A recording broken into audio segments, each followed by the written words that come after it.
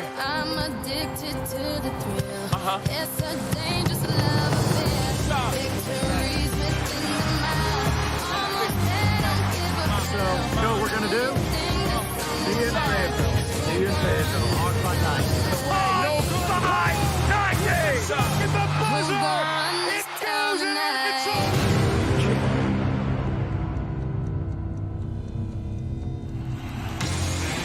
Now, entering Natty State Studio, the sports media palace of Mid-America, the Wolf of Center Street, here's your host, John Nabors.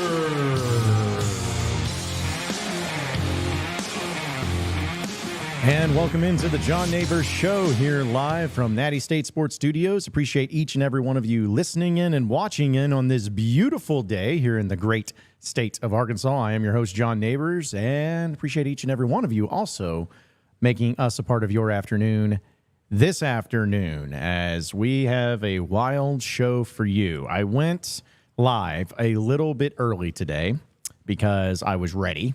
And I think that what is going on right now is honestly pretty important and pretty interesting to dive into. So we're going to try to make sense of it. We're going to try to do the best we can. We may get into some of the other things that's going on in the sports world, like spring football. I got to hear from Bobby Petrino.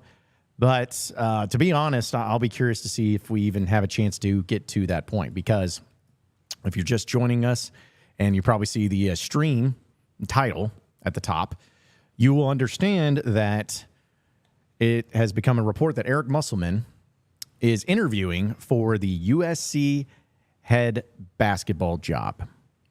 So lots of reactions going to come pouring in from this. And if you want to get on the conversation, you can hop into the chat of the live stream. But you can also call in, because I'm sure there'll be some people that are wanting to call in to get their voice heard by calling in at 936-246-2889 or 936-24-NATTY. Would be the best way to do it. But what a crazy time right now, folks. What a crazy time. Yesterday on the show, we were able to talk about the Hunter Yurachek video that was put out because last week, because Yurachek went on a podcast I don't think anyone's ever really heard of here in the state of Arkansas and started discussing the video and the significance of it and what it meant and how weird it was. Well, I'm going to try to provide context for the steps into this whole thing, all right? So I think we played it yesterday, but I want to play it again just so we can have full understanding of what was going on here. But here was Hunter Yurachek on the One Star podcast yesterday and reacting and talking about the video that he had posted out about the Muss bus and everything. Take a listen. You guys are exactly right. That was a video that was recorded a few years ago. That video was probably 30 or 40 seconds in length, and we edited that down. I had our communication staff edit that down. As you guys alluded to, Coach Musselman, much to his success, has been rumored for multiple jobs that have been open here in this offseason. And he's still the basketball coach as we sit here today and record this podcast at the University of Arkansas. He has been well taken care of in his past contracts, or where he's had a couple of extensions in the past few years and six-figure increases. There's not a new contract in place for him this year, but that video was just to kind of dispel some of the rumors that, hey, he's still our basketball coach. Now, this may change tomorrow. You'll have to ask Coach Musselman that, but we very much want him to be an Arkansas Razorback. We feel like where his contract currently sits, he's compensated in the top 12 to 15 coaches in the country. He's earned that compensation and done a great job. And that video was nothing more than an athletic director trying to have a little bit of fun with some fan bases and naysayers that saying, hey, Coach Musselman's leaving. Well, he may be leaving, but right now he's still here and he's still our basketball coach and he's still driving the bus. I like that, Hunter. Having a little fun on social media. Why not? Did Muss know you were posting the video, or is that your sense of humor coming across? That is my sense of humor coming across. That was not something that was a coordinated or collaborated effort between myself and Coach Musselman. My communications team did a great job kind of cutting and splicing that video together from a previous video we had put out a few years ago, and just kind of reused that as we headed into the Easter weekend. So there was Hunter Yurachek yesterday. And I remember when it all came out and when I started seeing the report of it, I was like, man, this is a bad look. This is a bad look because, the fact that Yurachek was putting this video out when he had no collaboration with Muss, and then the comments he started making about, Muss is the coach for right now. Muss is the coach right now, but could change. You need to ask him. I was starting to think, okay, all this crap that's been going on and this drama surrounding it, this is making it so much worse. This is making it so much worse. It is a dramatic story that did not need to get to this point. I thought that Yurachek doing that and talking about it was not helpful for anybody in this entire thing. Because from my knowledge, I knew that Muss had been looking around. I knew that Muss's name being connected to jobs was not just mere coincidence, that there was a little bit of interest of getting out of Arkansas, and they were playing it a little bit on both sides. But I was thinking it's more of just a bad look where it didn't help anybody. It did not help anybody whatsoever. But then the report comes out today, and this is what we're going to dive into and get into these discussions. This came from On3, on3.com, which is about as legitimate of a source and legitimate of a place that there could ever be. They put out the report in saying that Arkansas basketball head coach Eric Musselman is set to interview for the USC opening, according to Scott Schrader of WeAreSC. This comes on the heels of former coach Andy Enfield leaving for SMU, and that left quite the opening for the team heading into the Big Ten in 2024. Musselman's been a highly successful coach at Arkansas and is reportedly interviewing for the gig Wednesday, which is tomorrow. That's the report. And again, it's one thing when it comes from bloggers or, not saying anything against bloggers, but just people that aren't in the know or people that are just throwing things around. But this is something, that finally, it's got some legs. It's got some legitimacy. It's got some serious reporting that's been going into it. And here's my thought. After I even spoke to the U of A today, to some students, and some of them were asking me afterwards about the Muss situation.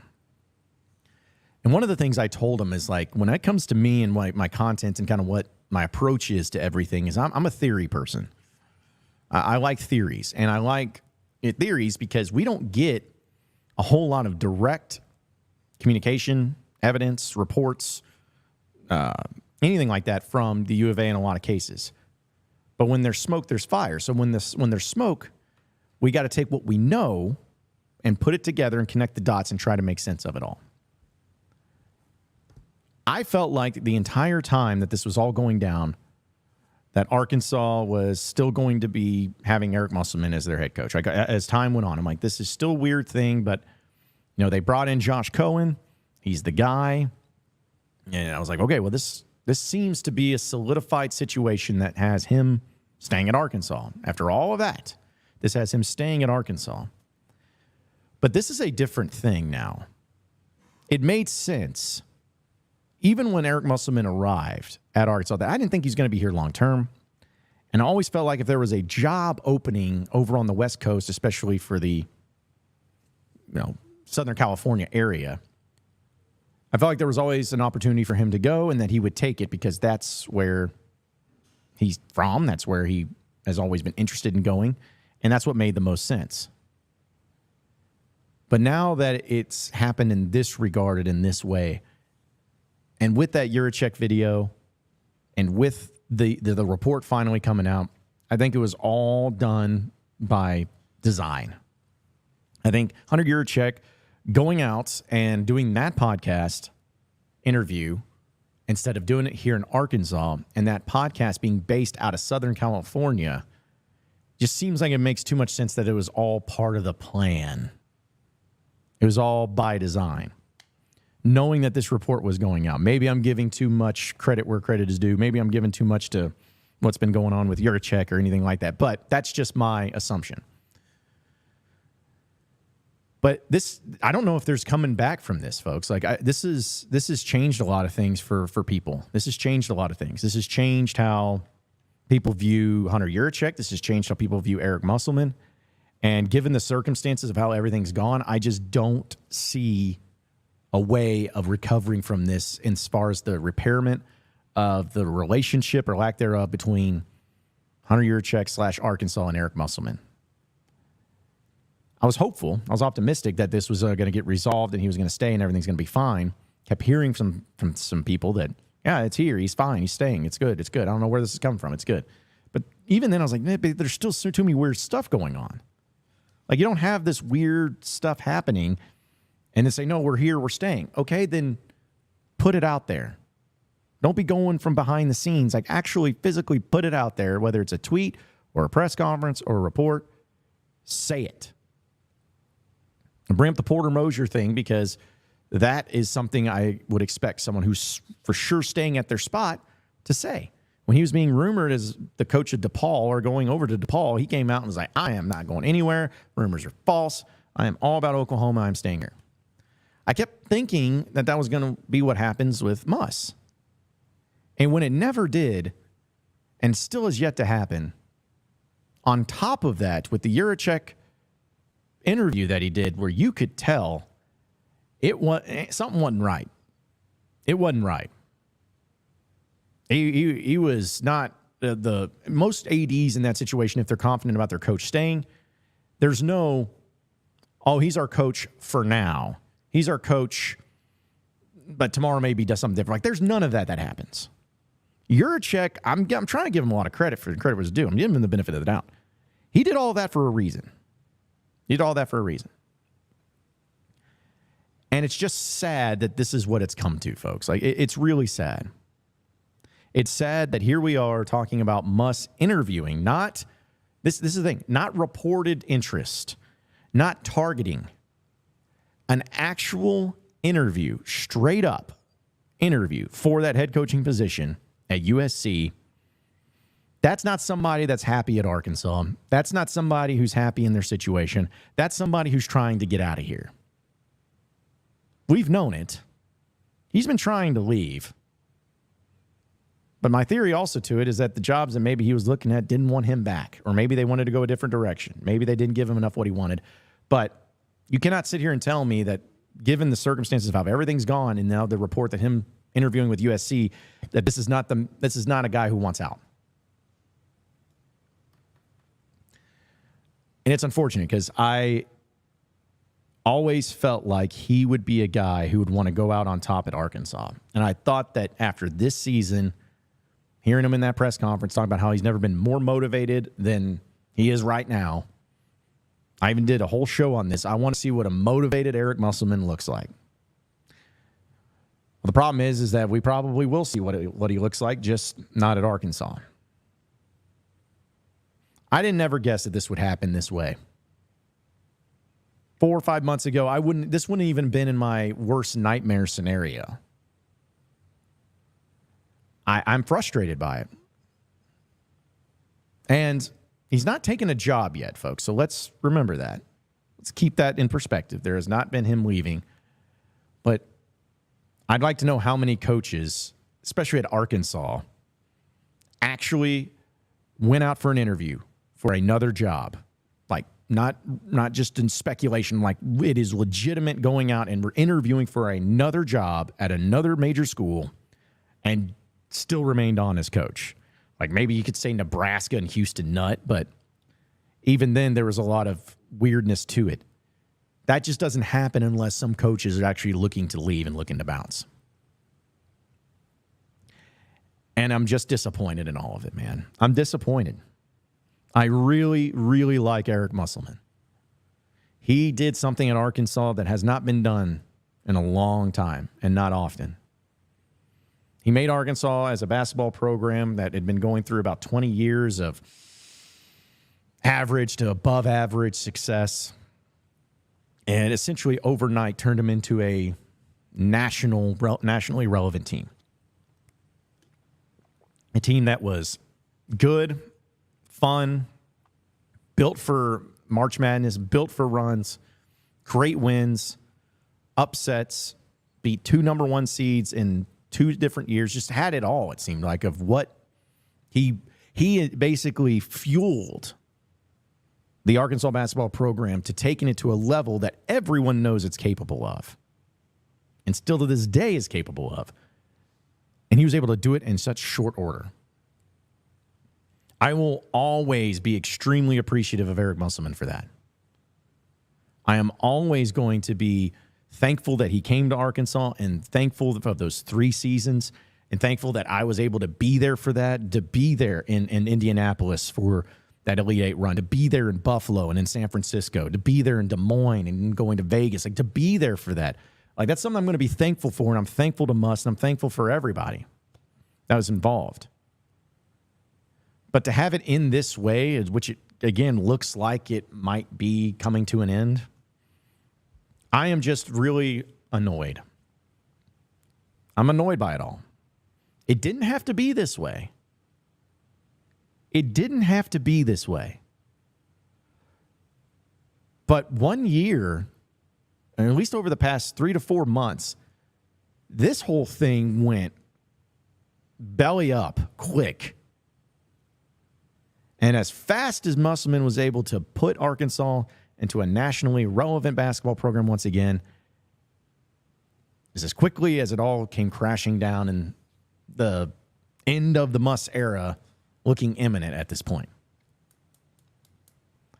But I said it before, and I will say it again.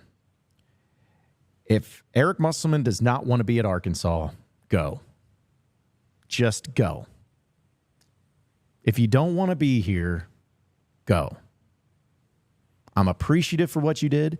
I'm appreciative of how you did it. I'm appreciative of the hospitality that you showed me personally and professionally and being a fun, energized, entertaining coach. But if you don't want to be here, Muss, then go. This is a place, this is a program that's not stepping stones.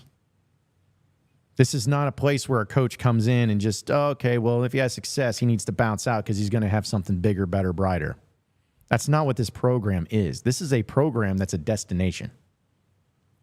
This is a program of history, a program of tradition, a state that has incredible talent being produced out of it each and every year. You have facility. You have an arena. You got 20,000 people showing up to college basketball games. So many schools would die to have a quarter of that.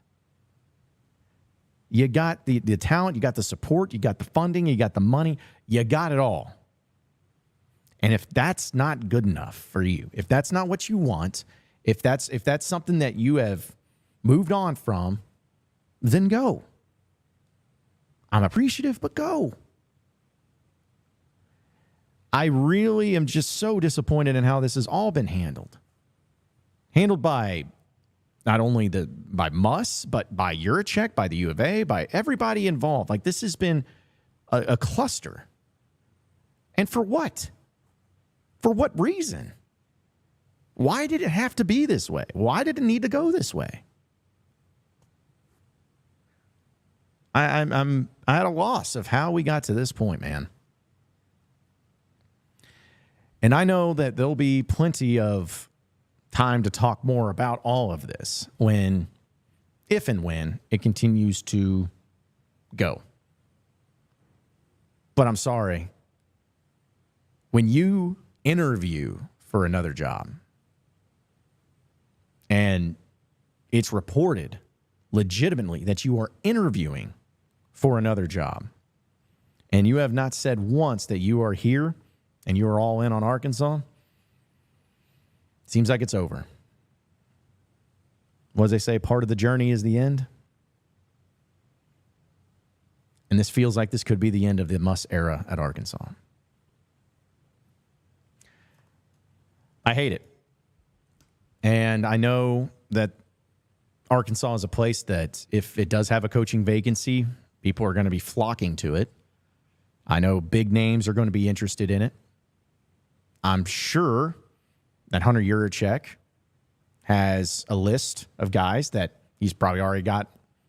Maybe, who knows? Maybe he's already talked to him for all we know. I mean, this is the thing. But isn't this the most Arkansas thing ever? Like, does other programs have this happen? You know, like a coach seemingly has everything that he could possibly need to succeed and has high-level success, more success than any other coach in the league. especially in the NCAA tournament, and then one down year and boom, it's over. How does that even happen? And the people that I feel most for are you Razorback fans. You did nothing to deserve this. You put in all your effort. You put in all your work. You put in all your money. You put in all your energy. You put everything you had into Arkansas Razorback basketball and being supportive and being there for it and being energized and traveling and being a part of all of this. And you did nothing wrong, but yet it feels like you're the ones that have to suffer for this over the past few weeks. And each and every day, it's just gotten more uncomfortable. That's really what it's been about. It's been about comfort level. This has been one of the most uncomfortable things ever. And even if, here's my thing too, folks, is we'll get to some of your chats. And again, if you want to call in, 936-246-2889, call into the show. But even if this doesn't happen and Eric Musselman doesn't take the job at USC or USC turns him down or whatever, how do you deal with this uncomfortability, this awkwardness moving forward? If you're Yurachek, if you're Arkansas, if you're the fans, if you're Muss, like how do y'all work together after that? How does it work? I don't know.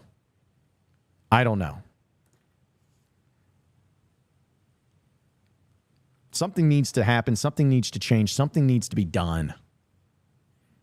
Here we are when we've been sitting here for way too dadgum long dealing with this stuff and having to look at it. But I don't know. I want to be hopeful. I want to be optimistic, and I want to have plenty of reasons to feel that way about Arkansas basketball. But just since this has all come up, it's hard to point to anything. It's hard to point to anything.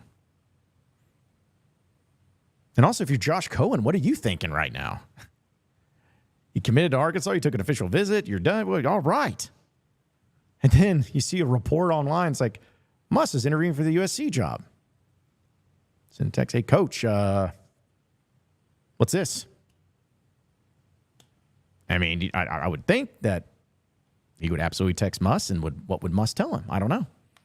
Maybe Muss tells him, yep, we're trying to go to USC. Hop on board with us. Or is he like, no, that's not true. Come on. Or does he ghost him? Not even say anything. I don't know. But this definitely feels like the end. It feels like it. And for all you fans out there, I wish I could sit here and make sense of it all. And maybe, who knows, maybe one day it'll make a lot more sense later. Maybe something will happen to where we get a little bit of an explanation. But going back to my point about theories, and we'll get to some of your chats and some of your calls. Going back to my point about theories, here's my theory about that video that Yurachek not only tweeted out, but also going on that podcast and saying that about Eric Musselman yesterday. Here's my theory. And maybe it's too optimistic. But Yurachek knew this was going to be going down. Yurachek knew that Muss was wanting out. Feeling that way. And maybe he wanted to add some little bit more pressure. Maybe he wanted to add in a few more flares. Maybe he wanted to just kind of make things uncomfortable. More so. He's like, hey, if you want out, I'm going to make sure that I put some pressure on you to go out. Again, that's what it feels like. But my hope is that Yurachek, doing all these things, assuming that Muss leaves, has a coach in hand. Like where it's not even a thing that you need to worry about. He's like, he's got it. He's got it. If Muss leaves, we're going to be okay. That's my theory behind it. I think that could be likely. If Muss leaves, it could be that Arkansas fans, and Arkansas does not wait very long to hire a coach. Maybe we don't even get into plane tracking season, which would be really disappointing because plane tracking season is so much fun. But The worrisome thing to me is, folks, because some of you feel like I'm being too down about it all. Here's the thing that worries me. I don't know ball, but I know Arkansas. I know Razorback sports. I know how this goes, and I know how it works. There has never been a time where you've ever let go of a coach or a coach ended up leaving you or whatever that had high-level success that you just picked up right where you left off and was even better. Like, that just doesn't happen. If you need any sort of point to that, just look at when Nolan Richardson was fired and how long it took for Arkansas basketball to get back into relevancy. Look at when Petrino was fired and how long it took Arkansas football to even get back into relevancy. The fear that a lot of people have is that anytime you have a prized stallion as a coach, you feel confident, like, we'll be okay, we'll move, it'll be fine, it'll be fine. Yeah, but what if it's not? There's no guarantees in that. I know how good Arkansas basketball is as a program. I know how incredible that they are. I know that they are a program that is a top 15 program in the country, and you'll have plenty of coaches being interested. But can and will Hunter Yurachek and the boosters and the donors and the board, will they be capable and able to close the deal with a big-time coach? That is where my fear comes in. I know that there's going to be some big names coming in. I know that there's going to be some coaches that are interested that are going to be really fascinating to hear from, and you'd be like, dude, I'll take that guy right now. But can the powers that be close the deal with them? Can they make it happen? That, my friends, is where my fear comes in. And I would be completely and totally fine being wrong. I hope that if Muss leaves, they got somebody hired that minute. Like they pull like what the whole Kendall Briles, Dan Enos thing, like before Muss announces he's gone to USC, they already announced a new head coach. Like something crazy like that. I would be so fine being wrong. I would be. I'd love it. But it's just I know how it's gone sometimes for Arkansas and for fans. I know. But I'm just upset and disappointed that this is the way it ended. I guess that's really what it comes down to. And it's not officially ended, but it feels like it. That's what irks me, is just the way it's all gone. It should have gone better than this. It should have been better than this. It should have been something that just ended the way that made everything nice. You know, hey, if you wanted to, because if none of this smoke and fire and craziness would have happened and Muss took the USC job, I would have been bummed, but I would have been like, okay, I know he's always wanted to go to the West Coast.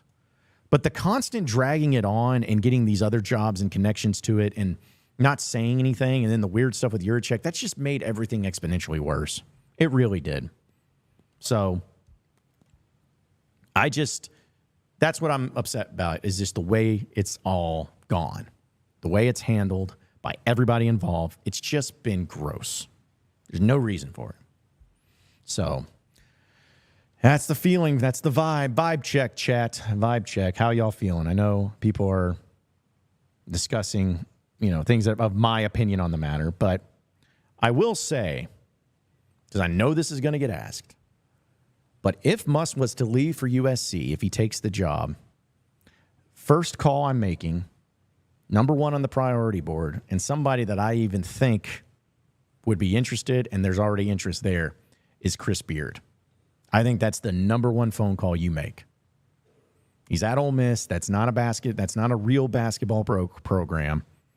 I know he signed a new contract, but if this is the case and this is what's happening, and if Muss leaves, I think Chris Beard would be a phenomenal hire. I think he would be absolutely interested, and I think that he would fit like a glove at the University of Arkansas. That's what I think. I know he's got some baggage to go along with it, but, considering the circumstances of how it went down and how it happened, I think that doing the vetting process, he would be an easy transition right into the Arkansas job, where Arkansas would immediately be okay, like from the get-go. Rock star hire that ends up making a huge splash, gets guys out of the portal, and really turns things up on the head. So Also, the connection that he had being the Little Rock coach, which I know he wasn't in Arkansas forever, but being the Little Rock coach, I think for overall has been pretty good. But to me, that would be the first call that you make. I know Tang over at Kansas State has been another name that's been thrown around a little bit too. And I'm sure that there'll be some other coaches that they possibly interview or that are possibly interested in it that they may go with as well. But the point is like, if you have the option, if you have it all in front of you and you're going after one guy, to me, it's Chris Beard. Do that. Make him say no. And even if there is an indication, a little bit, just a little bit of him not being sure about it, then make the deal worth it. Find a way to close it. Is it just $500,000 being the difference? Is it a certain amount of NIL being the difference? Is it whatever? Find a way to make it happen if that's the case. It's not yet. But again, that's the first phone call that I'm making. The absolute first phone call I'm making. Chris Beard. Make it happen. Folks, okay, we'll get to all your comments. I know we've had so much going on here, and I've gone a long way too, but we'll get to your comments and all your phone calls too. If you want to get your voice heard here on the show, just call 936-246-2889. You call that phone number, you're going to get somebody that's telling you, hey, what's your name, where are you calling from? You say it and put in the pound, and we'll get to you, and you can be heard on the air today. So be sure to make that happen. But before we get to your phone calls and messages, I got to tell everybody about Signature Bank here in the state of Arkansas. They're privately held boutique bank that's redefining the banking experience in our entire region. They blend the warmth and familiarity of a community bank with the sophistication of a commercial bank and the expertise of a private banking to deliver unmatched levels of service. One of the things that they always are going to be known for is their community-focused vibe, because they're a strong and stable financial institution that's proud to be born and raised in Fayetteville, Arkansas. That's right, local, part of the Natty state. That's what they do. And they also are tailoring to solutions to the unique fabric of the community that they serve right here in the state of Arkansas. They're truly loyal, making decisions on behalf of local businesses and their families. And they're the ideal bank for customers who value the growth of their community. And they do it all across their locations here in the state of Arkansas. So you can learn more about them by going to www.signature.bank. That's signature.bank for more information. Or you can just go to one of their great and conveniently located banks here in the state of Arkansas. No matter what it is, do it. All sorts of banking, whether it's personal or business, with Signature Bank, the official bank of Natty State Sports. We'll take a commercial break. We'll come back. We'll get to your phone calls and text messages. Stay with us here on the John Nabors Show, live from Natty State Sports Studios. We're not done yet either. So don't be satisfied because we're not done. I mean, honestly, I don't really remember post-game. I guess I black out after games, winning and losing. You missed it. You missed it. You missed it. Just tell me you missed it. I'm not going to go there with you, Dave. Why not? And that will be the last question I answer with that hat on.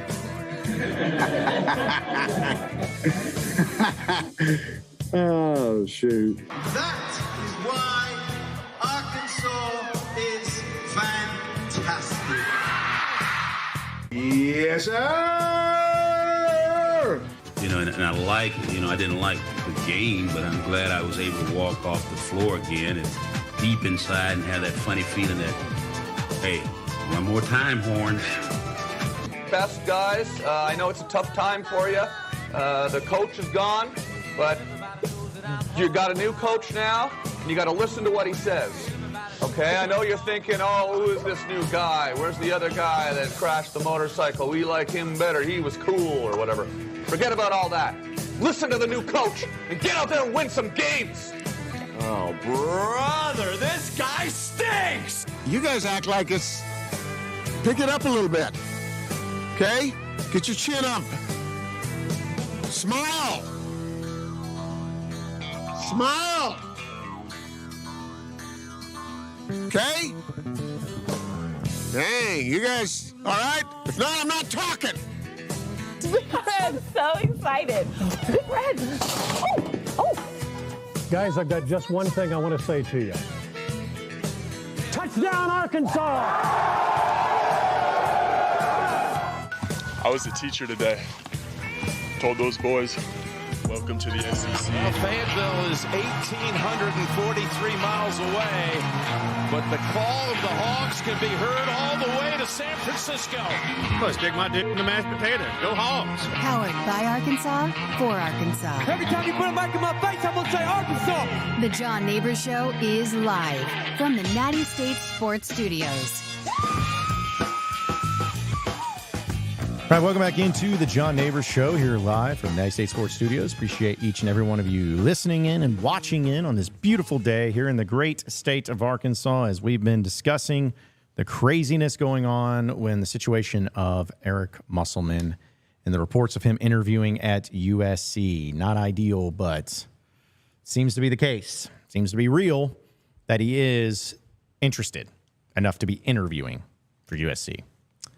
What a time. What a crazy thing. I remember I was like this morning watching spring practice and getting to see Bobby Petrino in a press conference. Like, oh, man, this is going to be great. We get to talk about Bobby Petrino and spring football, and which we still will.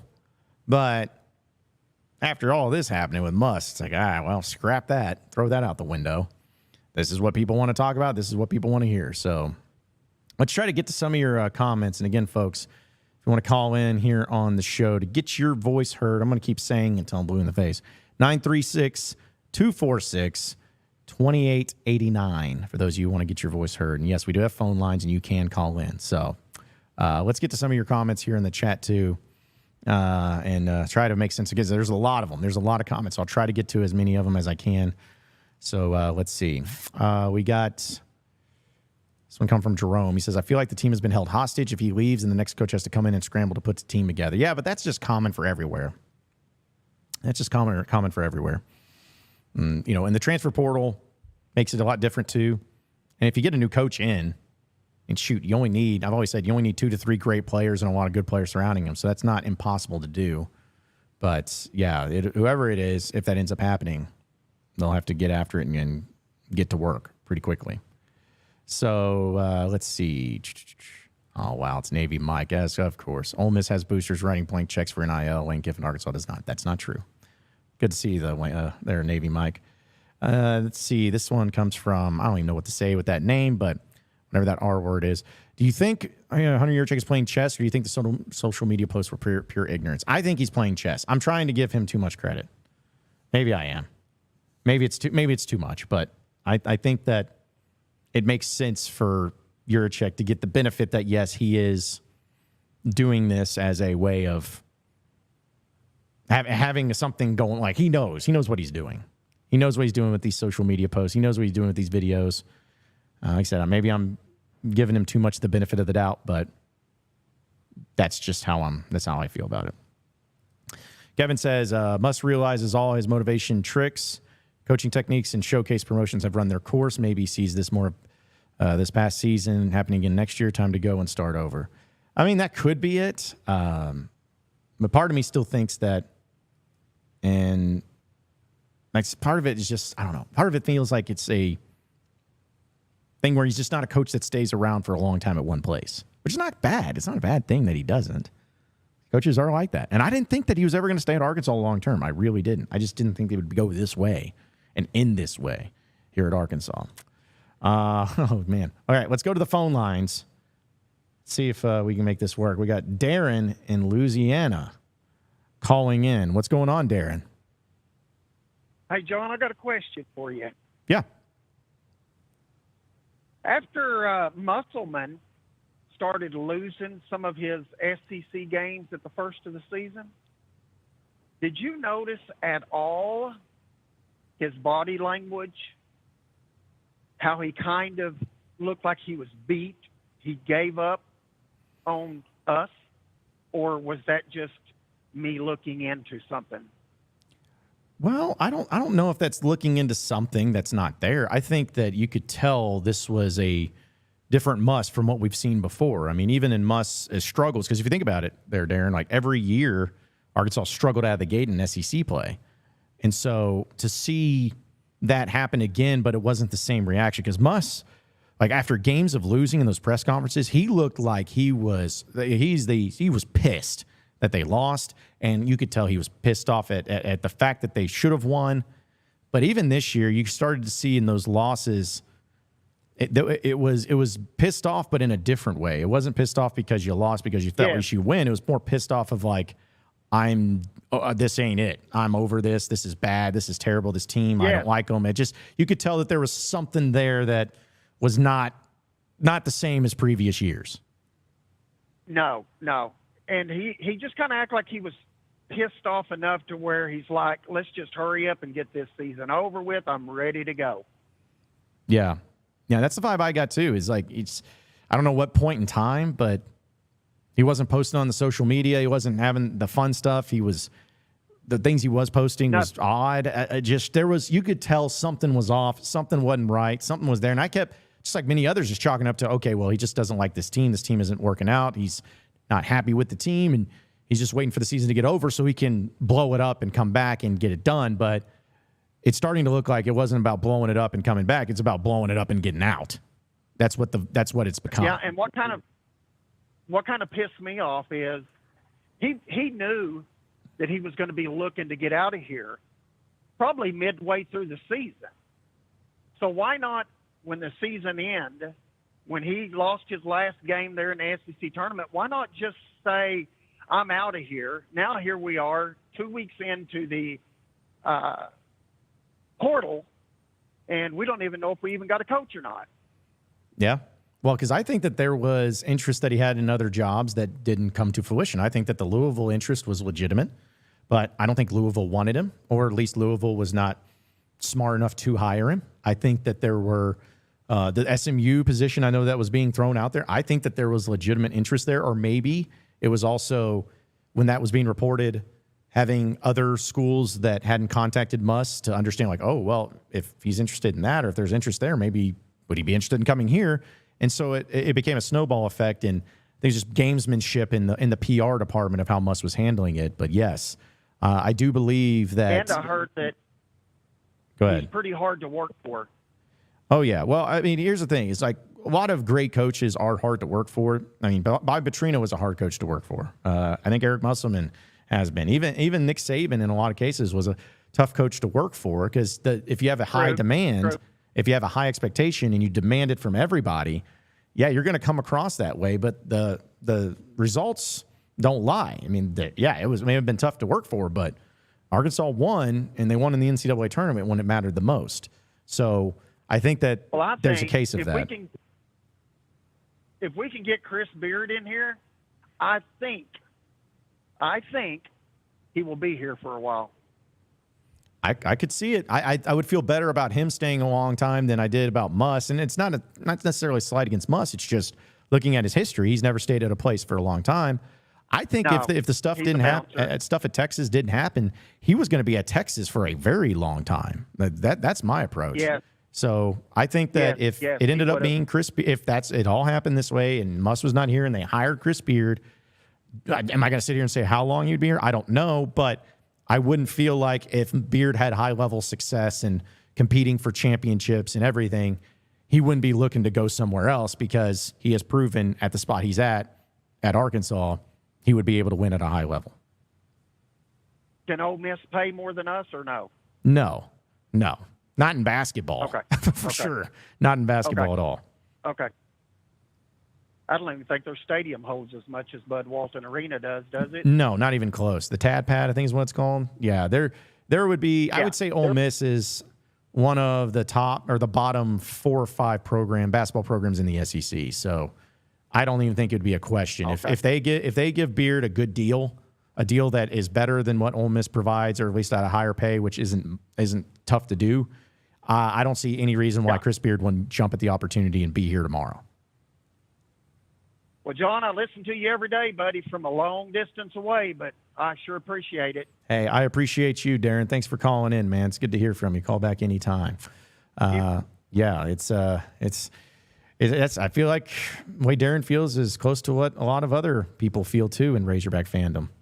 So, I think that there's just been so much happening that it's sometimes hard to even make sense of it all, especially for the Muss deal and the shadiness and the suspiciousness of it all behind the scenes. It's like, what is happening here? What is going on? So, yeah, 936-246-2889 is the phone number to call in, folks. And I already had somebody call in, but they dropped. So, you just remember, when you call in, you're going to get somebody asking you what's your name, where you're calling from, and just give it to them. Don't be weird. Don't give nicknames. Just be able to do that. Let's see. Some other people coming in on the chat. Some of them are just ridiculous. And I know some people are trolling. But Luke says, I imagine that if I was an elite coach with a name, it would be harder for me to stick to one place forever. Yeah, because listen, like, remember Roy Williams? Roy Williams was at Kansas and had gone to a national championship and got close to winning it. And he went to North Carolina because that was, the place he wanted to be. But if he didn't have the connections there as the assistant coach of North Carolina and Dean Smith, he probably would have stayed at Kansas forever. Bill Self stayed there forever. Certain places will have coaches stay there forever as long as they keep having success. I think the jobs that are like that in college basketball is North Carolina, Duke, Kansas, Kentucky. I mean, to me, that might be it. Maybe UConn, I guess, if you still have, if you have success, UConn, I think, would be one of those places. Maybe a UCLA, maybe a Michigan, places like that. But the point is there's not that many jobs where a coach will just stay there as long as they have success. Not many coaches would just jump to the NBA. Because like Billy Donovan, for instance. Like Billy Donovan, he didn't jump to the NBA like Florida was an easy place to leave. I think if Billy Donovan had that level of success that he was having at some other big school, I don't know if he would have left to the NBA. So, yeah. Oh boy, let's try to get to these other comments as much as we can. Braden says, if he does leave, then we can remember him as the guy who helped us get back to a respectful brand of basketball versus a guy who up and left us. Literally, USC is basically home for him. And Braden, I'll view it that way. I'm not going to hold a grudge against Muss. I may hold a grudge because of how it was all handled, but I like to look at some of the best times for coaches. Unless it's Houston Nutt. Like I don't hold it against Muss for leaving. Because again, I felt like he was going to leave no matter what at some point in time. He's not going to be here long term. So if he leaves to USC, I'm going to choose to remember the fun times I had with it and how great it was. And I also believe that you're going to be perfectly capable of getting a big time coach into here if he leaves. So let's see.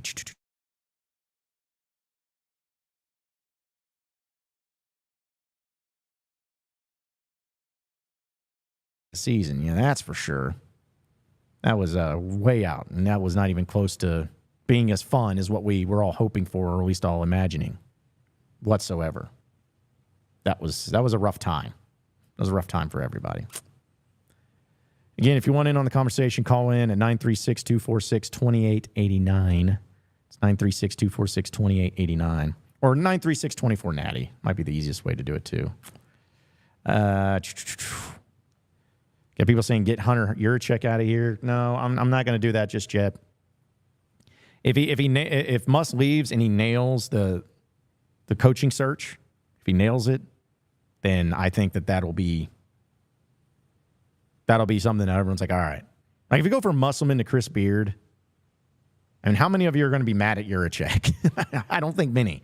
At least you shouldn't be. Smelliot says, what happens if he doesn't get the USC job and comes back? No chance any player or fan would think that he'd be brought back and to coach at Arkansas. Yeah, that's what I'm saying. I just don't know how you can come back and if everything just be hunky-dory. Like I just don't get it. It seems pretty neat. It seems pretty reasonable to if you're going to this point that you want out. So, and what are you gonna do if Yurachek says if you have to come back? It's like, oh hey, I know you interviewed for that job at USC, but we're all right. We're all good. We'll make it work. So, what about Chris Beard's playing style fit for the U of A? You know what his style is? Winning. You can win anywhere, folks. Doesn't matter about the style. What's the fit? You can win anywhere. You can win anywhere. Especially Chris Beard. I mean, he won it literally. He took Texas Tech to a national championship game. The Red Raiders of Texas Tech, their basketball program, took them. John Lawson says, what are some of the top 3 candidates just off the top of your head you'd like to see here of coaches that would be great or respectable hire to replace Muss? Again, Muss is still the coach right now, so let's make that very clear. It's just certainly gives vibes that he's going to be gone here very soon. But I would say, Chris Beard, I think Jerome Tang over Kansas State would be one.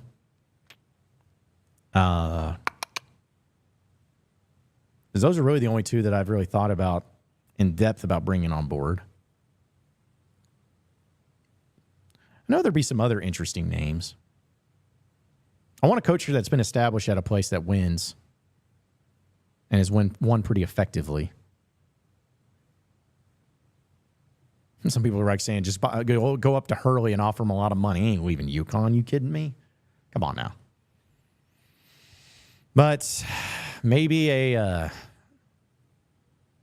no, I don't want an assistant coach from anywhere. I don't want a fired or recently fired head coach from a school. No, I don't want that. Like you should be able to bring in a high caliber, high quality candidate in here if that's the case.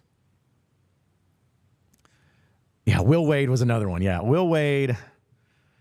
I don't know, man. Like I wouldn't be mad. I wouldn't be mad if it was Will Wade. I would definitely take him behind Chris Beard, but Will Wade he can win, and he's won pretty much everywhere he's been. So, yeah, not going to be Kelvin Sampson. Don't do that. See, because Brooks is coming in here saying they aren't interviewing, they are negotiating. If he wants out of here as much as it appears, he's as good as gone, and Beard is an absolute upgrade. I don't know if it's an absolute upgrade. It's not worse, and it could potentially be better. But winning in the NCAA tournament's really hard, folks. It's really hard to do. So Muss doing what he did was really impressive. Okay, I have no idea how this call is going to go. I don't even know what this is, but we'll try it out. Didn't want to leave their name. It's come from the 870, though. What's up? Let's go to the 870. What's up, 870? What you got? Hey, this is Trey, and I was just wondering, what is your deal with Houston Nutt? And also, I would take Beard, and I do think Muss is gone. This sucks. I'm just tired of the monotonous of this off season with the basketball team. I just want it to end already. Just leave already. Leave. Go. All right. And that's all I got. All right. Well, I appreciate you calling in. To answer your first question, I could do a whole show on my problem with Houston Nutt. I've just never been a Houston Nutt fan. I felt like he underachieved at Arkansas. He had great years, or solid years, I should say, but I always felt like, if it wasn't for Danny Ford's players and then a once-in-a-generation talent like Matt Jones and a once-in-a-generation type talent and Darren McFadden and those guys, I feel like they should have been better than what they were. Arkansas they had a lot of teams that should have been better than what they were, and I didn't like the way he handled things. I didn't like the way the offenses were boring. I didn't like the way that the Mitch Mustang thing was handled. So like I said, I could do a whole show on that, but I'm just not caring for him. But I think that I feel the same way that you do. I want this all to come to an end. I want it to come to an end. I wanted it to come to an end when it first started coming out, because there's nothing worse than being left holding a bag and you feel stupid. Like, that's my thing, is I feel stupid in all of this. I feel like I'm taking crazy pills. Like, what is it? How did it get to this point? Why are we at this point? Why is this happening? How do we get out of this? What did we do to deserve this? That's my thing, is what did we do to deserve it? I don't think anything. But still, it's frustrating times, fans. It's frustrating times. Spring football, like, there's a baseball game tonight, and it's going to be freezing cold out there, too. So kudos to all you that are going to be going out there, but it's just a frustrating time. We'll get to more of your phone calls, folks, and text messages. Don't worry, because I know we're messages on the chat. I guess they technically are text messages. We'll get to those, and we'll continue to talk about them here in just a little bit. But, folks, I want to bring up, of course, one of our favorite sponsors here, as well as all of our sponsors are some of our favorites, but Autograph, which is a new app that has been co-founded by Tom Brady. And They always wanted to get the most out of the fan experience. Listen, you're going to be listening to podcasts. You're going to be reading articles, especially here from NattyStateSports.com and from our podcast here. Well, that's what Autograph is able to provide. It's an app that will direct you as a Razorback fan to some of the greatest content you'll get. And when you read this content and when you check out this content, you'll be rewarded for it. You could build up some rewards to get some great things, and they're going to have some really exciting things to be able to release as a Razorback fan that you are. When you download the app and use code Natty, N-A-T-T-Y, Natty, you'll be able to see all that content and then have possibilities to win things like tickets to Razorback events, concerts, big things that are happening here in the near future, and so much more. So check it out by downloading the Autograph app today. Start getting rewarded for all the things that you already do as a fan, reading the news, listening and watching these college basketball coverages, as well as attending events. It's that simple. So download the app today, and you're on your iPhone or on your Android. Use code Natty, N-A-T-T-Y, or you can go to this website, link.ag.fan/Natty. It is the Autograph app, one of the official sponsors of the John Nabors Show, as well as Natty State Sports. We will take a break. We'll come back with more of your phone calls and your messages here on the John Nabors Show. So stay with us live from Natty State Sports Studios. We not done yet either. So don't be satisfied because we not done. I mean, honestly, I don't really remember post game. I guess I black out after games, winning and losing. You missed it. You missed it. You missed it. Just tell me you missed it. I'm not going to go there with you, Dave. Why not? And that will be the last question I answer with that hat on.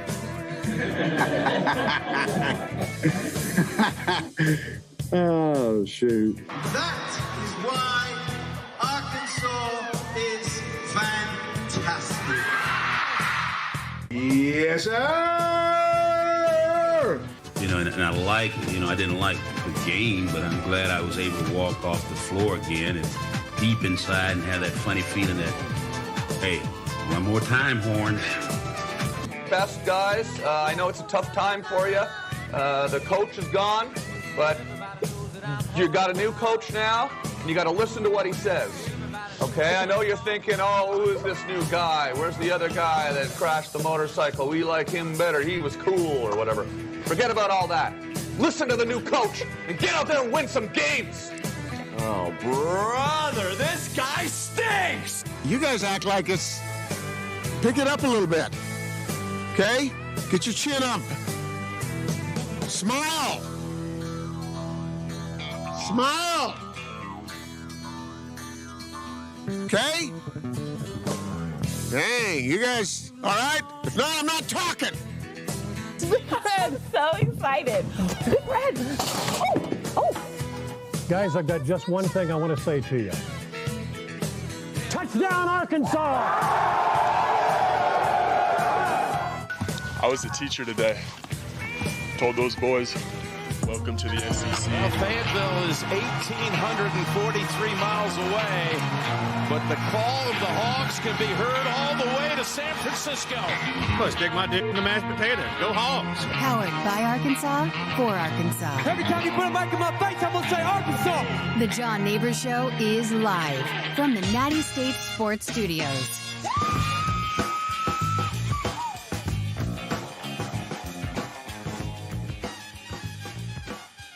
Welcome back into the John Nabors Show here live from the Natty State Sports Studios. Appreciate each and every one of you listening in and watching in on this beautiful day here in the great state of Arkansas. Man, what a time to have a bunch of bull crap start happening. Be sure to watch and to listen to the pod at the Palace, because Curtis and Scotty are the basketball guys.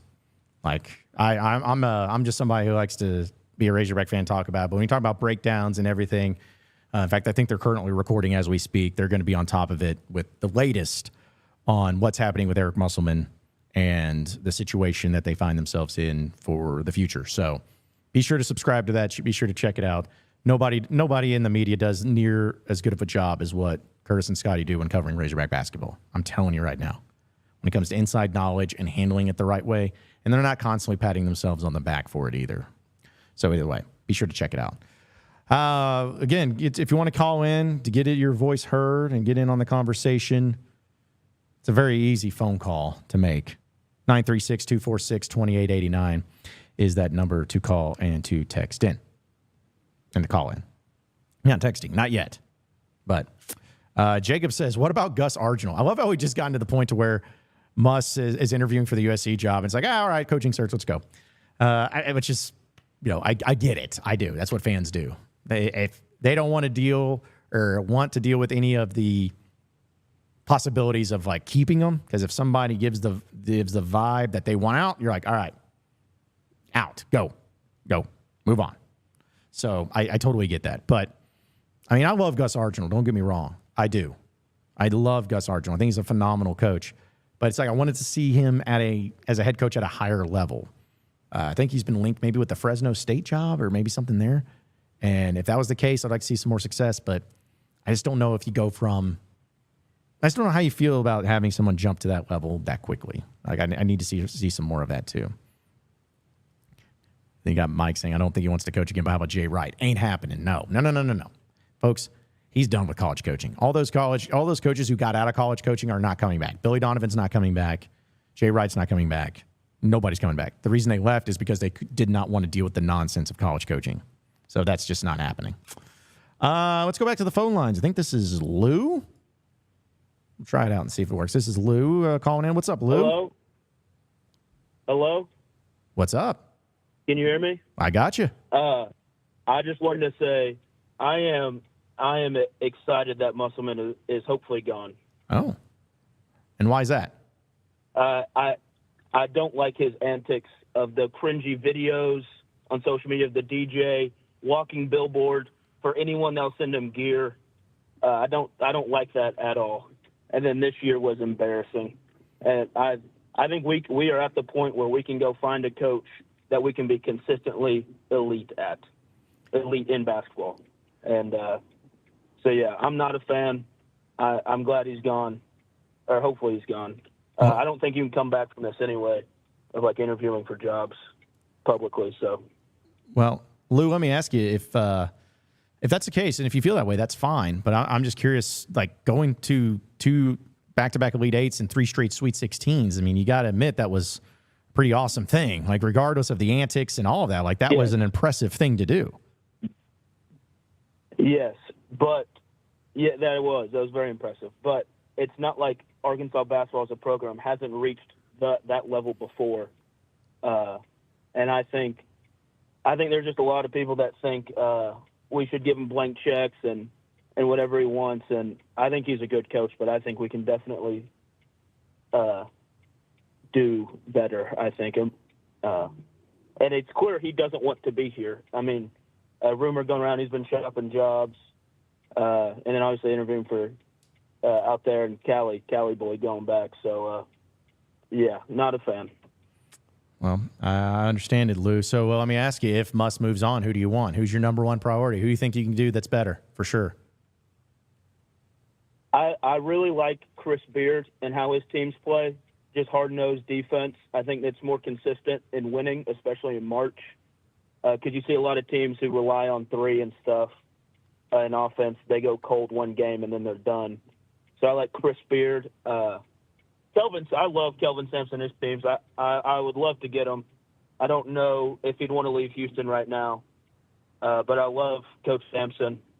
But those 2, I know Jerome Tang's been thrown out there too. I would be fine with him as well. But those are my 3 big ones. I think any of those 3 would be really good hires. Okay. Well, hey, listen, appreciate the phone call, Lou. I know a lot of Razorback fans feel the same way you do. Just looking at our chat here in the live stream, people feel the same way. So appreciate the phone call. Call back anytime. And if you are done with Muss, if you're like, I'm moving on, I didn't like this stuff, that's fine. Like, again, that's your prerogative. But I also feel, just me personally, I'm not going to discredit or feel like, just screw that. Yeah, I didn't like any of that stuff. No, I loved it because you know why? I love winning. I love winning. I know y'all do too. We all love winning. And when you win, everything else is okay. The antics, the social media posts, all of that, I was all for when you're winning. But when you lose, suddenly you become an extremely massive target. And people start really, because I'll be honest, if Muss wasn't my coach of my favorite team, I would have hated that dude. Hated him. No questions asked. But I liked him. Why? Because he won. You could do whatever you want when you win. Well, not everything or anything. But you could accomplish a lot if you just won. And he did. But I do agree with Lou and many of you where if Muss leaves, I like Arkansas's chances to bring in a high-quality coach. I really do. Let's keep the phone calls going. Looks like we got Travis calling in. Let's see if we can connect here with Travis. Hey, Travis, what's going on, man? Hey, John, how's it going? Oh, just ducky, man. You hear me? We got you. Gotcha. Yeah. No, after kind of sleeping on this, but the Yurachek, some might say debacle the other days.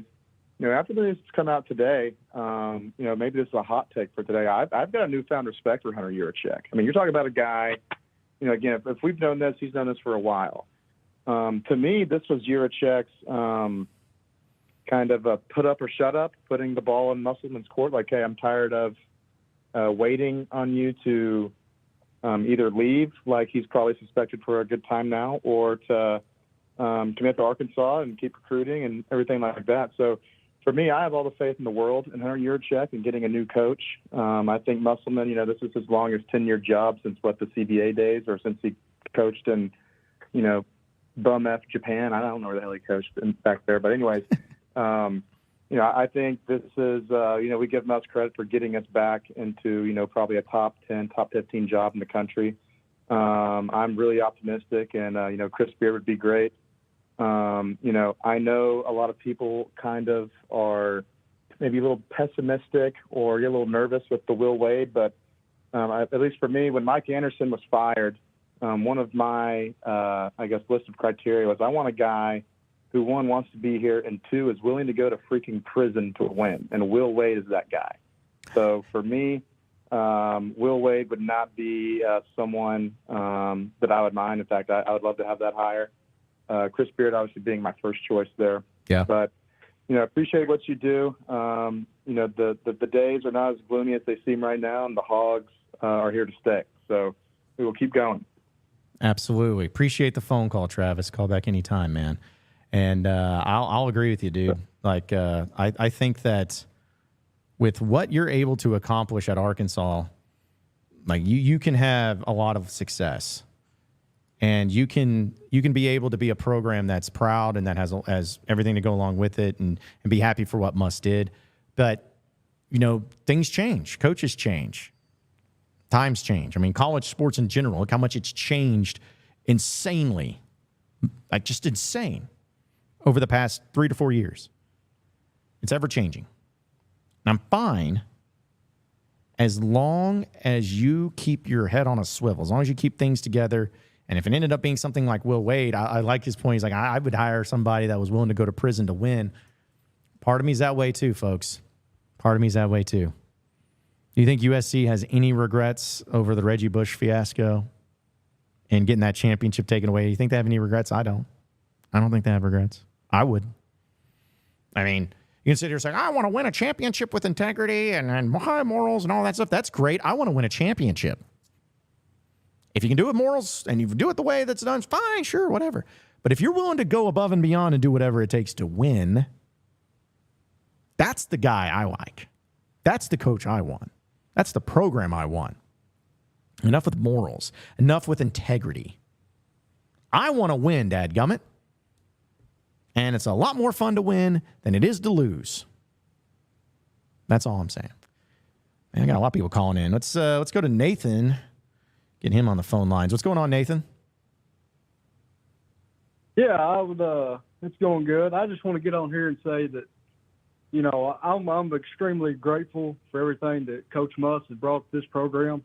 He's brought us success that we haven't had since I've been living.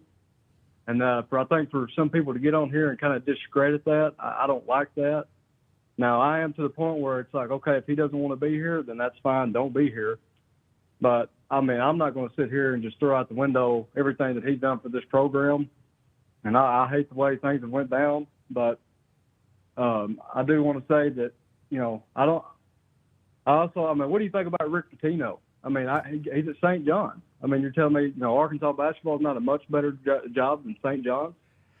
Yeah. I mean, he's won 2 national titles. He's been in the SEC. I mean, I'm not sold on Jerome Tang just because of the fact that, we wanted to force Musselman out the door, or a lot of people did, because he didn't make the tournament this year. Well, neither did Jerome Tang. So I don't get that whole deal.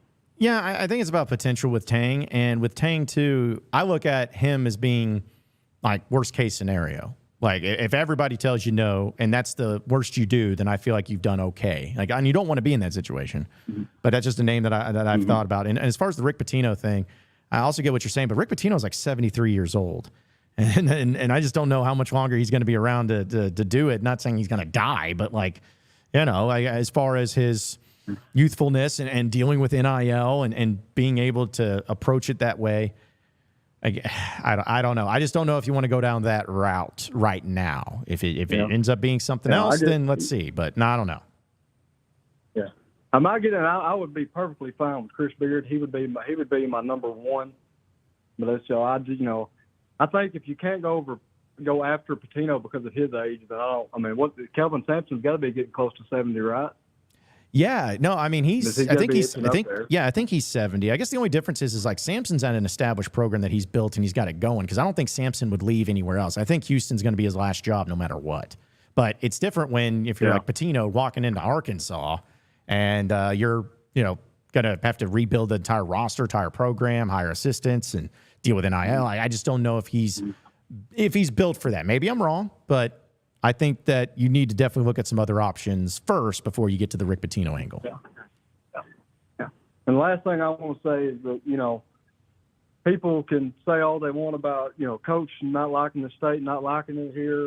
You can say all you want, but the guy won here. Yep. And that's his number one priority here is to win. And he won, and he put players in the draft, and that is his job as the coach.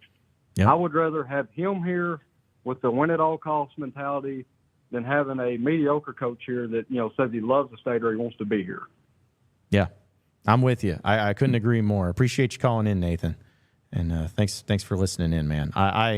That's my whole thing, too, is I am someone who, again, I'm going to love Muss, and I'm going to appreciate what he did if he leaves. This is all about speculation, if he leaves. And it certainly seems like he is. But I'm going to remember that he won 8 games in 3 seasons in the NCAA tournament. That is so many wins, folks. You don't understand how many that is a ton. I will not discredit winning. I will not say, whatever. No, he won, dude. He won at a high level, and he won at Arkansas, and he got, as you mentioned, he got guys drafted. He had one. If this would have all happened a year ago, nobody's saying, get out of here. Like, it's all dead. But this year is going to be the lasting impression, and it was terrible. It is absolutely terrible. Let's go to Riley and see if we can connect with Riley. What's up, Riley? Hey, what's up, John? What's up, man? So I just was thinking, what's been on my mind is with these recruits we got, like with Shelley and with Isaiah Elohim, and also now with the commitment of Josh Cohen. Yeah. What are your thoughts on that? You think they're going to be decommitting, or if Muss is to leave, do you think they're decommitting? Yeah, I think if Muss leaves, none of those guys are staying. Because I'm just being honest, there's so much freedom among college athletes and potential college athletes to where they can go wherever. And as much as I'd like to think that, every player comes to Arkansas because they just love the Hogs, maybe some in-state kids, but no, I think that if Muss ends up leaving, then they're all going to either decommit or try to get out of their NLI or whatever. I just don't see those guys still staying and sticking with their Arkansas commitment, just to be honest. Yeah, and then I was thinking, why? Obviously this past year was terrible, but he's had the last 3 years have been so good, and so after 1 year, is that? I guess so. Actually, I'm only 17. is this something normal? If you have one horrible year, you're fired? I didn't think that was a thing. No. I don't think Yurachek or anybody was trying to fire Muss. I don't think anybody wanted Muss fired, like legitimately.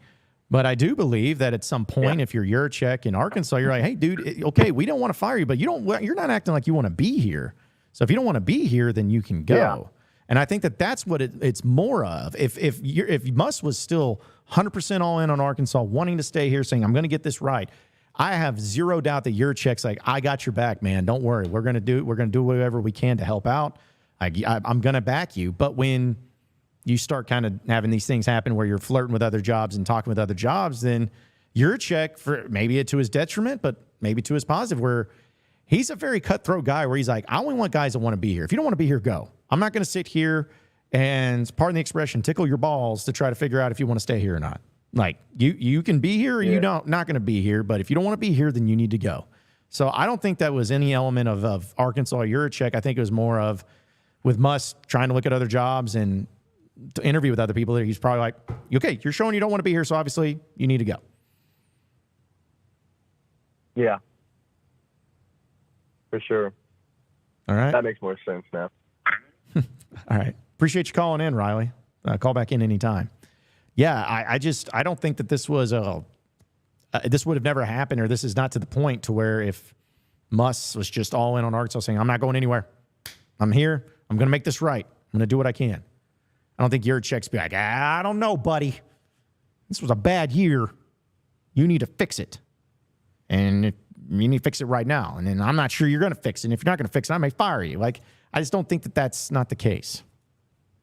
I just don't think that's the case. Like, I think, just being honest, if Muss wanted to be here at Arkansas, he would be here at Arkansas. Yurachek and everybody on board would be like, yes. Now, if you had 2 or 3 straight bad seasons, or even 2 straight bad seasons, then maybe a conversation's happening. But after 1 year, no, not at all. Let's go to Jordan, who's on the line. What's up, Jordan? Hey, how's it going? Thanks for taking my call. Anytime, man. What's up? So if you've already discussed this topic, I apologize. I just jumped in now. But very good. I just want to get your thoughts. So obviously Muss has taken that interview at USC on Wednesday. And Bronny James currently goes to USC. Not sure whether or not he's declaring for the draft or not.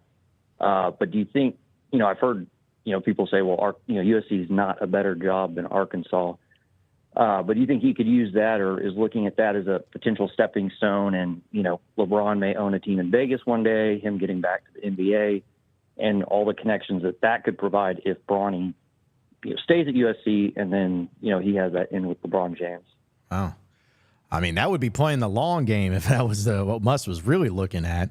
I know that Muss has a itch to go back into the NBA and coach. He felt like he did not do a good job, or he felt like maybe he got fired prematurely, whatever it is. I think that there's always going to be an itch to get back into the NBA if an opportunity presented itself.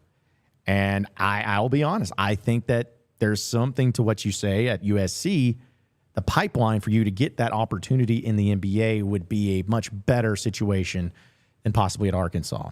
I don't know of many NBA teams that would be hiring the Arkansas basketball coach. Like, that would be where they would go. But the USC coach, yeah, I think there'd be a possibility of that. And maybe because of the connections and maybe because of Bronny. I don't know. Like, maybe that's, again, I think that'd be playing the long game. I don't think Bronny's coming back. I think he's going to go to the NBA, and then LeBron wants to go wherever he was. And that's just a whole other thing. But still, I don't believe, just basing it off of what I know now, I just don't believe that they would get to that point and jump to that point right here, right now.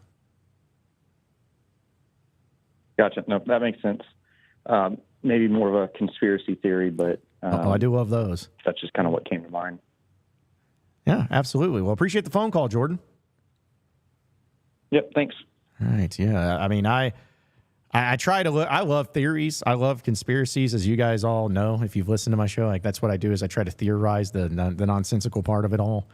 But even to this extent, I just don't know what do you put together. I don't think USC is a better college basketball job I don't. I'm just being honest. I don't. But I do believe if you're trying to go to the NBA, I think that it could be, as he said, a stepping stone to that point.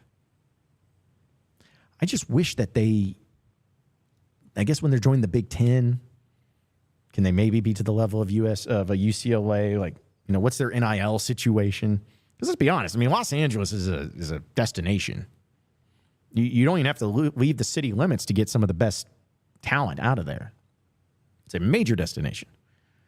But, can you win a national championship easier at USC than you can at Arkansas? I don't think so. I still think it's going to be weird to be seeing USC in the Big Ten. That's for sure. Keep these phone calls coming, folks. See, look, phone lines, it's just like old times in Sports Talk Radio. 936-246-2889. We'll get to some of those comments that you've been leaving, as well as some of the other messages, because it's been a wild time to try to make sense out of a lot of these things. But I do want to, before we continue to take those phone calls and get into all of that, I do want to remind everybody that here on the John Nabors Show, we are, of course, brought to you by Davis and Garrett Insurance out of here, actually just out of here in Arkansas, because it's time for your Arkansas update. And it is brought to you by Davis and Garrett Insurance, your independent auto owners insurance agency, securing what matters most. And if you want that update, how about this one?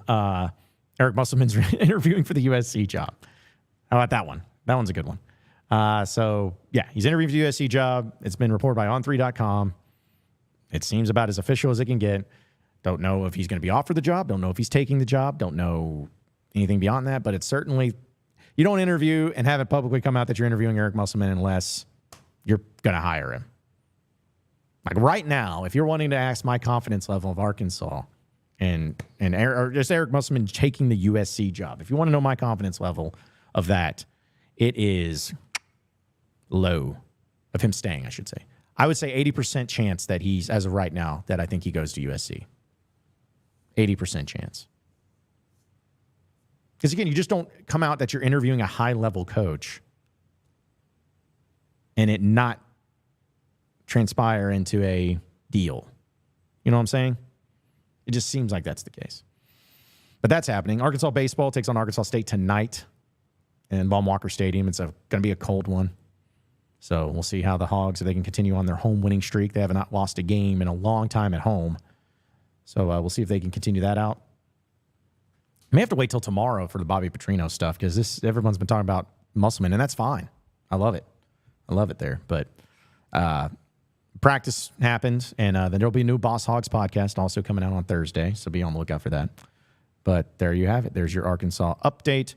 Of course, presented by our friends at Davis and Garrett Insurance, your auto owner's insurance agency, securing what matters the most. Well, I did have someone calling in. I guess Austin called in, but I think he hung up. So maybe we can get in touch with him again. But yeah, 936-246-2889 is the number to call in. I'll try to get some of these chats. Hoggy Red says, why does everyone want to give Muss a pass for what this past season? To be the portal king, there should be no bad season. There's no excuse with NIL for it to be that bad. My man, bad seasons happen. I mean, it's not saying it's okay, but it does happen. All the great coaches, the greatest of coaches, have had bad years. All of them. Calipari's had bad years. Coach K had bad years. Roy Williams had a bad year. I mean, it happens. Shouldn't happen often, but it happens. I'm not just glossing over this past year. It was bad. And it was his team that he assembled. But to just look at it and say, that's the, if you're weighing it out, I'm sorry, but 3.5 really good to great years and one bad year, that's going to outweigh it. So I'm not just glossing over it, just being honest about it. Let's see. Taylor says, there's a theory that big city schools are out and small town schools have more success. There's too much distraction in big cities. I don't know if it's distraction. You're just not the biggest game in town. I mean, in Arkansas, there's no bigger game than the Razorbacks. Not one single thing even comes close to the Razorbacks. But if you go to USC Basketball, I mean, all the professional sports are bigger than you. Lakers, Dodgers, it's the Kings. You got 2 NFL teams. You got the Clippers. Then you have UCLA basketball, which is a bigger deal. USC football, which is a bigger deal. UCLA football, I think, is a bigger deal. So yeah, you're not going to be the head honcho over there in Los Angeles. John Thomas says USC may not be a great college basketball job, but it gets you in the LA market. Look how it helped Pete Carroll. No, I don't disagree with that.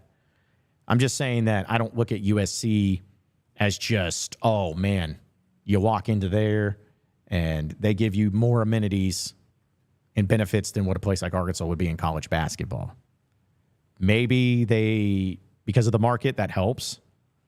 But if that's the case, then how come UCLA and USC have really not been relevant in basketball for the most part? I think UCLA, of course, those years they had, was it Kevin Love and Jordan Farmar made the back-to-back Final Fours? Maybe UCLA made it to the Final Four a few years ago.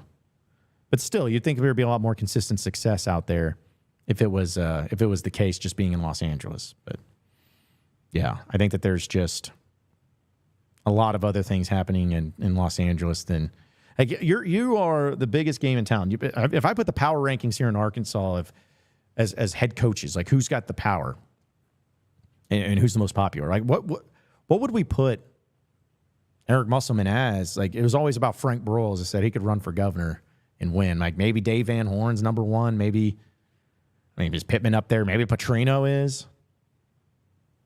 I know Muss is. I mean, Yurachek. I think Muss is no lower than third of the most popular and influential person here in the entire state of Arkansas, which granted the city of Los Angeles has like 18 times as many people. But when you go to Los Angeles and you're in that, like, who cares? Who watches USC basketball? Who even knows about you? So let's see. Some more people chiming in. We'll probably wrap up the show here in about 10 or so minutes, folks. Appreciate all of you watching in and listening in. This has been great. Very therapeutic for what's been happening. Let's see. Mountain Dew says, Nate Oates and Eric Musselman both hired in spring of 2019, and Nate Oates is coaching a Final Four on Saturday. How? Matchups, man. Matchups. Not making excuses, but it's kind of an excuse. Think about matchups. Like Alabama beat North Carolina, which was a nice win, but they played Grand Canyon, a 12 seed in the next game. Opened up against College of Charleston.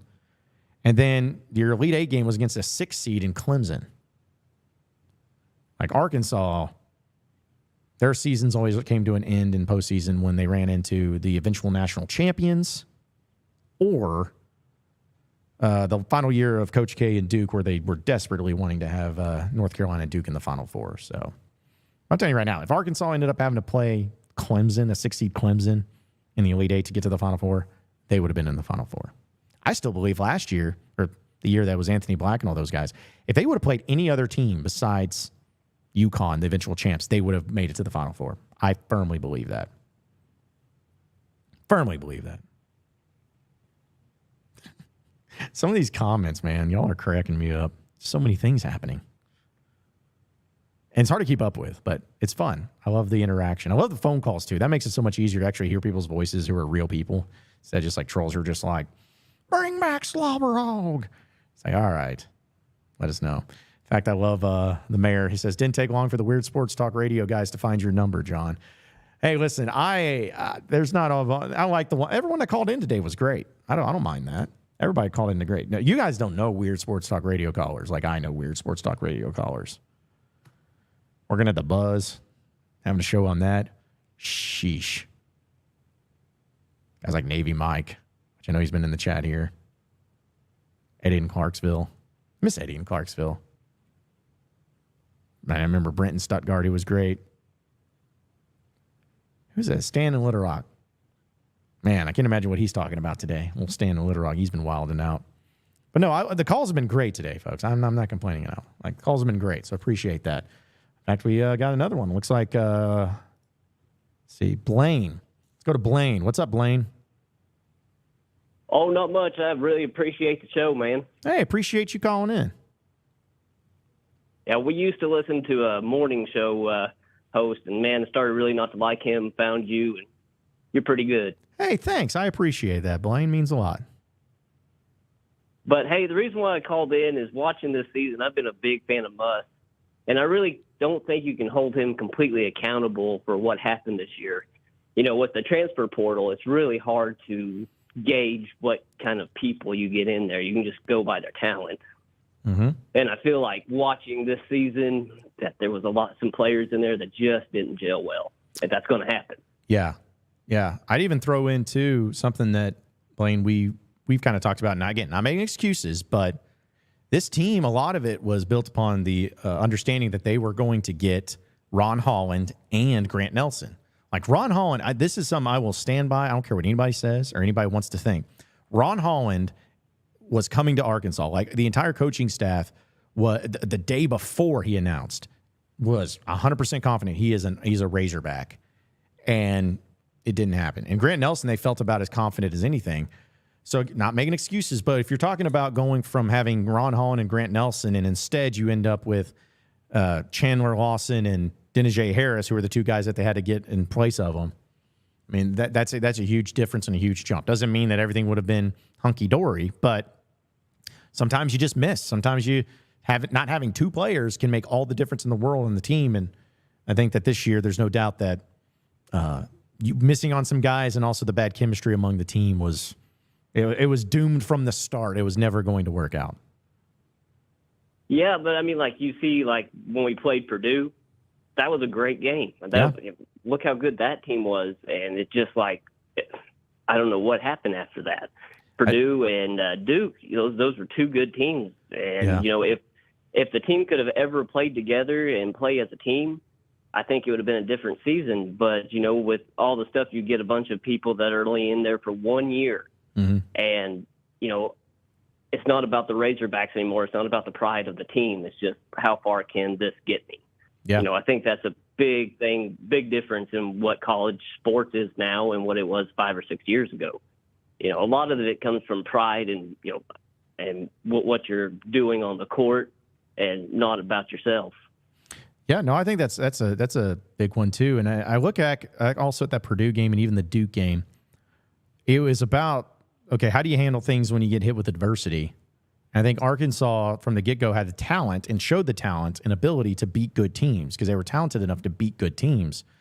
But when the going got tough and when you didn't win every game and you weren't coming together as a team, I think that there were just individuals that didn't handle it well. And when they didn't handle it well, it just spread across the team and gave a bad vibe and a bad culture. So that's my thing. For sure. And also I feel like we were missing a leader on the team. Everybody thought Devo was going to step up and take that leadership role, but it just didn't seem like there was anybody there that was willing to do that. Without a leader on the team, on the court, it's hard. Yeah.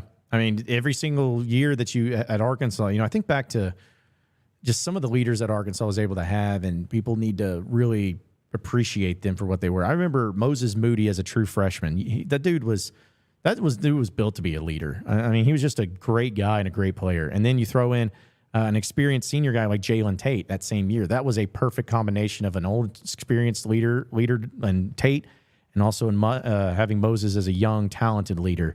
And then in the next year, you had Jalen Williams and you had J.D. Note. And I even think Devo and like Adis Toney was great. Trey Wade was great. Like you had a great fit among guys in leadership.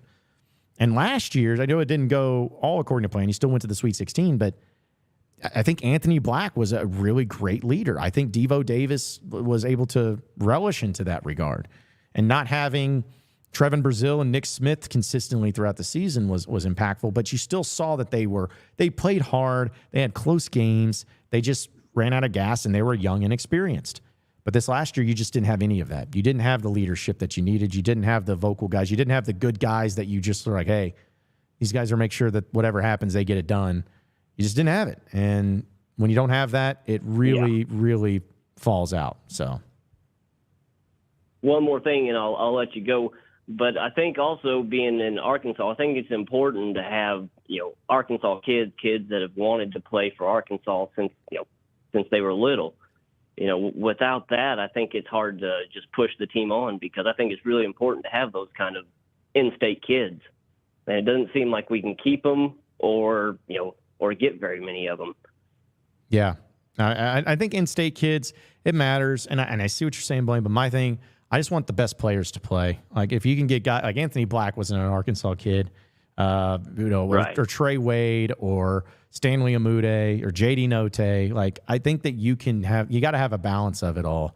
And some of these Arkansas, right, yeah, absolutely. Yeah, but some of these Arkansas kids, and I'm not insulting them in any way, but a lot of these Arkansas kids just didn't pan out once they were even in college, even when they got out of Arkansas. Like, I think about KK Robinson. That was a highly touted player coming out of high school, and it just never translated. It didn't translate to Arkansas or at A&M. You think about a Chance Moore or a guy like I guess his name just escaped me from last year. I'll keep on saying Barry Dunning. That was the kid that went to Alabama, but the kid that went to Arkansas State. Why I just blanked on his name. Shoot, yeah, I can't think of Yeah, his I don't know name. why I just blanked on his name. I've been thinking it's been a long day, but either way, you know what I'm talking about. Like, these Arkansas kids, a lot of them didn't just blow up wherever they went afterwards. Sometimes it takes a while. Sometimes they just can't play, or that they're not to that level yet. So, yeah, I want to have the best Arkansas kids, and I want the Arkansas kids to be on the roster, but I just want there to be great players and great chemistry, and for the coach to build the roster in the best way possible. Like, I'll take a 5-star player from Texas over a 3-star player from Arkansas if that translates onto the court. Just, I want to have the best players. Darian Ford, by the way, is the player, by the way. Darian Ford, thank you. Yeah. And with the portal, though, it's so hard to keep them for more than 1 year. No matter who it is, it seems like, they get one year in, and then, especially in basketball, they're either one and dones, or they're going to transfer out. It's hard to keep them, especially if they're young and they're not getting the playing time that they think they need or think they have to have. That was the good part about before the portal. You could actually train these younger kids up on how to play and have them. But now it's just I want it here and I want it now. If we don't get it, we're going to leave. Mm-hmm. Yeah, and that's just the mentality everywhere. It's not unique to Arkansas. It's everywhere. And I don't care for it, but absolutely. I'd rather have a coach that embraces that in the way it is, so that way they can utilize it and take advantage of it, than be resistant to it. So, because at the end of the day, I've said this before, I'll say it again. Yes, I wish that things were differently in the way that the landscape of college sports is. However, if your Arkansas Razorbacks wins a national championship in football or in basketball and in baseball, all I care about is, are they wearing that Razorback helmet? Are they wearing that Razorback jersey? I don't care where they're from. I don't care what they did. I don't care their background. I don't care how much NIL money they're making. If they win a championship and they got the Arkansas Razorbacks on them, that's what I care about. So I think that's what should matter in the end of the day, and everybody will enjoy it whenever, and hopefully whenever that happens. But yeah, it's a crazy time right now, but I'm with you. It's just, the landscape has changed so much in college sports, you got to be able to keep up. Yeah, I agree. Hey, thank you, sir. Hey, appreciate it. Thanks for calling in, Blaine. Call back in anytime. All right. We're about to wrap up here, folks, on the John Nabors Show. It's been great. A great live stream. And I saw somebody asking about Pod at the Palace. Yes, Pod at the Palace will be released here soon. So be sure to subscribe to it and watch it and to listen to it. Curtis and Scotty are all on top of it. They're on board with it. Nobody has more insight than what they do into what's going on into the program. So be sure to check that out. It's going to be going on later. Let's see. Joey Raptor says, Chris Beards just signed a long-term deal with Ole Miss a few weeks ago. Yeah, and long-term deals get signed all the time. Doesn't mean that it's impossible to hire them away or that they'd be looking to leave. I mean, I know it's crazy to think, but contracts get broken all the time. All the time. Jeez. Y'all are crazy in this chat. I'm here for it. Let's see. There's one other comment. I'm scrolling back that I wanted to read up on. Talk about it. Yeah, Justin Smith was underrated too. Yeah, he was a great leader too. Justin Smith was awesome. Caleb's over here saying, we were able to compete with recruiting for the number one kid in the nation. Now I don't ever see us doing that in a very long time ever. Now I don't ever see us doing that in a very long time ever. And it depresses me. I guess you're saying that they're not going to do it again? What would make you think that? Why would you think that? Recruiting, Arkansas's got all that it needs to recruit every single player and get the number one players in the country. Like, they have it. Sometimes they're in-state kids. Sometimes they're out-of-state kids. I don't think that just because Muss might be leaving or looks to be leaving that it's over with. I don't see that happening. Ashley sums it up pretty well. He's like, Muss was always going to leave at some point, but this way reeks. That's how I feel. It's like, I think he was going to leave. I knew he was going to leave. I felt like he was going to leave, but this is the way that this is leaving. Yeah, I ain't about that. I didn't want it to be this way. I wanted it all to be at least a good taste in your mouth from when it was all over with. You just don't have it that way. It's not that case. It's not that happening. So, all right, folks, that was a great live stream. We've gone for about an hour and 45 minutes. So great. I think that there has been a lot of reaction to this, rightfully so. And there'll probably be even more tomorrow on the show. We're going to have some more things to say about it. Maybe we can even get some guests in to talk more about it. But it is a wild time in Razorback land. Nothing short of content. That's for sure. But, hey, appreciate each and every one of you listening in, watching in to the John Nabors Show here on the live stream. Be sure to like and subscribe to Natty State Sports across all podcast platforms, as well as our YouTube channel on social media. Check out the Pod of the Palace, which is going to be released here soon. Curtis and Scotty are going to be on top of it, giving you all the latest updates on what they know about the situation with Eric Musselman and his interview with USC. So be sure to check that out too. We'll keep it going from there. Same sports show, same sports channel tomorrow afternoon. Folks, try to have yourself a great night. Be sure to check out nattystatesports.com for all the content, and we'll see you there.